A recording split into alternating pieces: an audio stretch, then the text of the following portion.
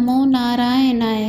भक्तजनों, आप सभी का स्वागत है आपके अपने YouTube चैनल कहानी टाइम पर। भक्तों, आज मैं आप सभी को देव प्रबोधनी एकादशी की परम पुनीत पावन कथा सुनाने जा रही हूँ। इसे प्रसन्नचित्त होकर सुनिएगा। आइए गणेश जी का ध्यान करते हुए इस कथा को श्रवण करें। प्रेम से बोलिए विष्णु भगवान की जय। धर्मराज युधिष्ठिर कहने लगे कि हे भगवान, मैंने कार्तिक कृष्ण एकादशी अर्थात रमा एकादशी का सविस्तार वर्णन सुना।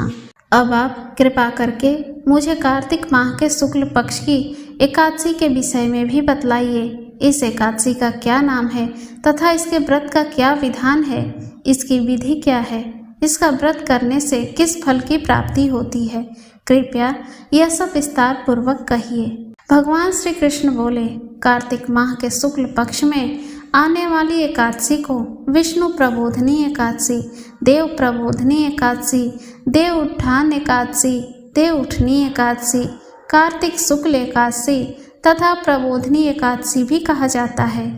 यह बड़े बड़े पापों का नाश करने वाली है।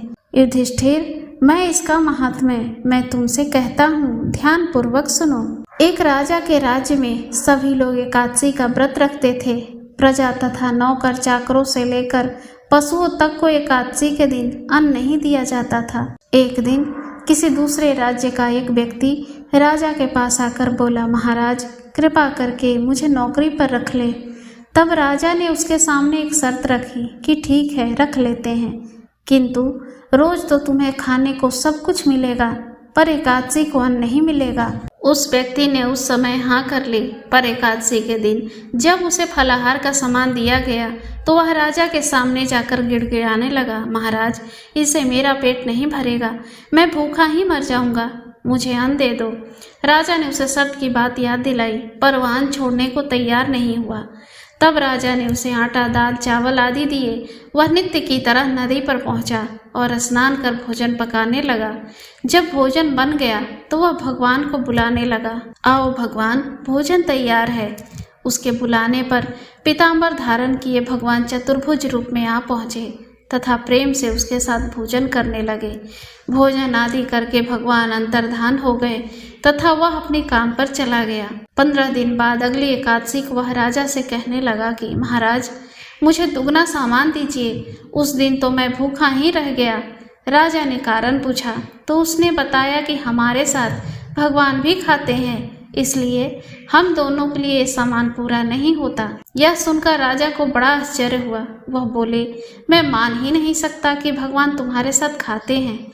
मैं तो इतना व्रत रखता हूँ, पूजा करता हूँ, पर भगवान ने मुझे कभी दर्शन नहीं दिए। राजा की बात सुनकर वह बोला, महाराज यदि विश्वास न हो तो साथ चलकर देख लो।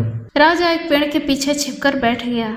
उस व्यक्ति ने भोजन बनाया तथा भगवान को शाम तक पुकारता रहा, परंतु भगवान न आए। अंत में उसने कहा, हे भगवान, यदि आप नहीं आए तो मैं नदी में कूदकर प्राण त्याग दूंगा। लेकिन भगवान नहीं आए। तब तक वह प्राण त्यागने के उद्देश्य से नदी की तरफ बढ़ा। प्राण त्यागने का उसका दृढ़ इरादा जान भगवान शीघ्र ही प्रकट हो गए और उसे रोक लिया और साथ बैठकर भोजन करने लगे। खा पी कर वे उसे विमान में बैठाकर अपने साथ अपने धाम को ले गए। यह देख राजा ने सोचा कि व्रत उपवास से तब तक कोई फायदा नहीं होता जब तक मन शुद्ध ना हो। इससे राजा को ज्ञान मिला। वह भी मन से व्रत उपवास करने लगा और अंत में स्वर्ग को प्राप्त हुआ। प्रेम से बोलिए विष्णु भगवान की जय। भक्तों, कथा वाचन में कोई त्रुटि हो गई हो तो क्षमा करें। विष्णु भगवान आप सबका कल्याण करें। धन्यवाद।